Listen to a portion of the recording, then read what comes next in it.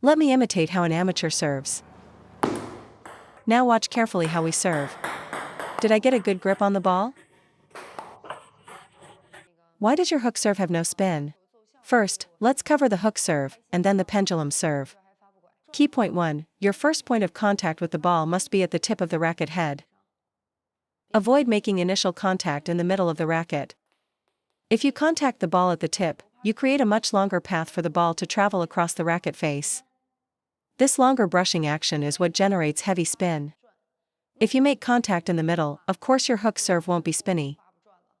Many players feel they can't grip the ball on their hook serve, and it's because their contact point is too close to the handle. You must use the tip of the racket to brush the ball. The closer to the tip you make contact, the more concentrated the friction will be. The motion is secondary. No matter how you serve, if you find the right brushing spot, the ball will be very spinny. The problem we need to solve is that you're not creating enough friction on the ball. Second problem, why can't you create friction? It's because you're only hitting the right side of the ball. I want you to brush from the left side of the ball all the way around to the right side. You should be brushing along this entire path. Many players don't use a backswing on their hook serve. If you contact the side of the falling ball, your surface area for friction is tiny, which is why it's not spinny. If you can wrap your racket around the ball along this path, the serve will be very spinny. This is why amateurs struggle with a spinny hook serve. I brush from the back left to the right side, creating a long friction trajectory. However, many amateurs just scoop the right side of the ball, which is more of a push and lacks any real brushing feel. A proper serve is brushed like this, whereas you are simply hitting into the side of the ball. Watch my right hand, I'm aiming for the left side of the ball to start the brush. That's how I can grip it. The third key point is your stance. I've found the stance to be absolutely critical. For the hook serve, your right foot must not be in front of your left foot. It must be your left foot forward and your right foot back. Using your hip as the starting point for your backswing, toss the ball so that your contact point is in line with your knee. Tossing inside the line of your knee is even better. Never toss the ball outside your body. If you do that, you'll just end up reaching and tapping the ball. Keep your contact point aligned vertically with your knee. This will allow you to brush the ball properly. If you're having trouble creating friction, skip the backswing for now. Instead, start with your racket at your hip, and make sure your toss doesn't go past your thigh. Practice the motion from this position. Use your hip as the reference point for the end of your backswing. Without a proper backswing, the hook serve will lack spin. Adjust your toss based on your stance, but always keep the ball inside your knee line. A toss beyond the knee is very difficult to brush effectively. This is because the hook serve uses horizontal force, unlike the pendulum serve. With a pendulum serve, you can still get the ball on the table even if the toss is past your knee. You must practice the hook serve consistently, it's an incredibly effective weapon for amateur players. Okay, let's move on to the pendulum serve. Watch these two serves. Which one gripped the ball better? The first or the second? The second one did. What's the difference between them? I'll keep you in suspense for a moment. Think about it while I explain two other points on how to get a good bite on the ball. There's a fundamental principle for all serves. Your toss must facilitate your backswing. Only then can you grip the ball. For example, the hook serve's backswing is close to the body, pulling backward. Therefore, the closer your toss is to this backswing path, the spinnier your hook serve will be. Now, how do we generate force for a pendulum serve? The backswing isn't backward, it's out to the right side. So, to grip the ball, you can't toss it to your left. A left toss means you contact the ball at the end of your swing. A central toss means contact midway. A right toss means contact at the start of acceleration. So where should you toss? It should be toward the right side of your body. Let me demonstrate. With the same brushing motion, compare a toss on the left, in the middle, and slightly to the right. The difference in spin is huge. If you watch professional players, don't they all make contact out to their right side? They always accelerate into the ball from that point. Therefore, for any serve, your toss location must complement your backswing. For a hook serve, the closer the toss is to your right hip, the more spin you'll get. For a pendulum serve, the closer the toss is to your right, the more effective your follow-through will be. So when you toss, aim for the area around your right lower abdomen, and don't toss too far in front. Many amateurs toss the ball far in front, which means they can only hit the ball after their swing has already decelerated. This is especially noticeable on long serves. The speed from a toss on your right versus a toss in front is completely different. Wherever your backswing is, your toss should be as close to it as possible. Because the serve is a compact motion, power comes from late-stage acceleration. The second key point is combining forces. For instance, as the ball is falling, I strike it with an upward motion. This is combining forces. So, if you want to serve a heavy side topspin, you must use this principle.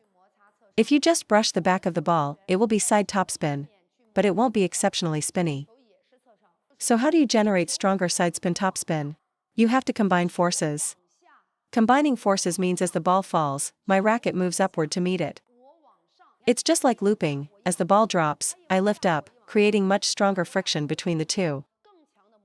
If I only contact the back of the ball, the serve will be fast, but not necessarily very spinny. The issue with a big upward motion is that the ball can go too high.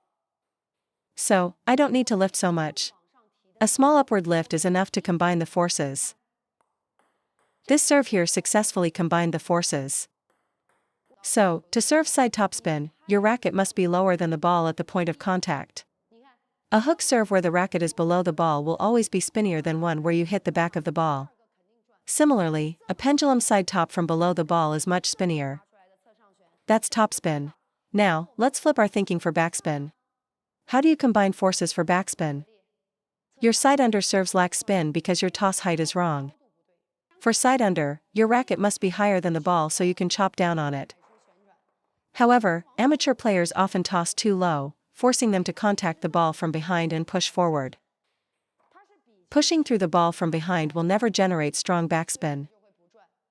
It's the same for the hook serve. If your racket is low, you can't combine forces to create side under spin. So, how do we fix this problem? You must toss the ball higher. As the ball falls, ensure that at the moment of contact, your racket is always higher than the ball. This allows you to chop down and grip it. Then the ball will be spinny. Same for the pendulum serve. At contact, your racket must brush downward from above the ball to make it spin. If you toss too low, your backswing will be below the ball, and the resulting side under serve will have very little spin. So, for side under, the racket must be higher than the ball at contact. For side top, the racket must be lower than the ball. With a high toss, you can see how spinny the serve becomes. Some players toss too low and are afraid to bring their racket up high, keeping it below the ball. This results in a no-spin serve. It's the same for the hook serve. If the racket is under the ball, you can't generate backspin. To get heavy backspin, you have to think of it as a chop. You must contact the ball from above to have the space to brush downwards. If your contact is always on the back of the ball, your serves will all be half spinny at best. Today, we're focusing on side spin serves, where the racket is vertical. Pure backspin requires brushing the bottom of the ball. This is a method for practicing friction, specifically for left and right side spin serves. Now for the third key point, the answer to my earlier question. The first serve didn't have much spin. Now watch the second one. What is the difference? When the bottom edge of the racket is lower than the top edge, no matter how you accelerate, the ball will always just go forward. It has some spin, but not a lot. Let me imitate how an amateur serves. Now watch carefully how we serve. Did I get a good grip on the ball? Yes, I did. After I finish the serve, the bottom edge of my racket is always higher than the top edge. I brush the ball with this kind of upward, scooping motion. You, on the other hand, brush the ball like this. Which one do you think is spinnier? After contact, my racket's bottom edge is higher than its top. I'm wrapping upwards around the ball. You are just chopping downward. The biggest problem with your chopping motion is that the ball only goes forward, making it impossible to serve short. Furthermore, you can never find the feeling of the rubber gripping the ball. At best, you can only make it somewhat spinny. But you can't find that feeling of grabbing the ball. This is the feeling of gripping the ball. It's the same principle for long serves. Because we brush every ball with this upward motion, we always have the feeling of pulling or dragging the ball. With this pulling feel, the ball will curve aggressively. But you're struggling to produce this. It's because you chop down. When you use more force, the ball goes long, and the bounce is high and predictable. This prevents you from achieving a low, flat trajectory like ours, which creates deceptive angles. Always remember, after contact, the bottom edge of the racket is higher than the top edge. Laying your wrist back like this is how you create true friction. This applies to short serves and long serves alike. Now, go practice.